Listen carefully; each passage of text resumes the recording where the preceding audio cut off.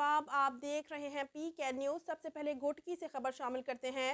علی گوہر مہر کی رپورٹ کے مطابق اوباڑو صرافہ یونین میں گزشتہ 10 روز سے اختلافات چل رہے تھے، جس کے بعد 10 روز قبل منظور پنہور کو صرافہ یونین کا کچھ سنارا اجلاس بلا کر 1 ماہ کے لیے صدر منتخب کر لیا گیا۔ اجلاس بلایا گیا جس میں صرافہ یونین کے ممبران ڈھر کی صرافہ یونین کے صدر حاجی غلام یاسین اور حاجی سعید احمد کی قیادت میں شرکت کی اور 5 سال کے لیے صرافہ یونین کے صدر منتخب ہونے والے محمد وسیم ملک پر اعتماد کا اظہار کیا۔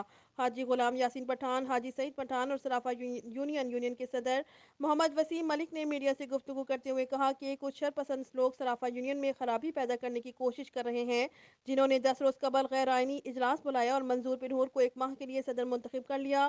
ان کا مزید کہنا تھا کہ اگر موجودہ صدر کو ان کے خلاف عدم اعتماد لا کر ہٹانا پڑا تو انہیں اکثریت کی رائے سے ہٹا دیا جائے گا۔ اس وقت ارکان کی اکثریت نے محمد وسیم ملک پر اور 32 ارکان نے محمد وسیم ملک پر اعتماد کیا۔ وہ ایک ساتھ ہیں اور وہ صرافہ یونین کے صدر ہیں۔ ان کا مزید کہنا تھا کہ ہم صرافہ یونین میں پیدا ہونے والے اختلافات کو ختم کرنے کی کوشش کریں گے اور انہیں دھڑوں پہ تبدیل نہیں ہونے دیں گے۔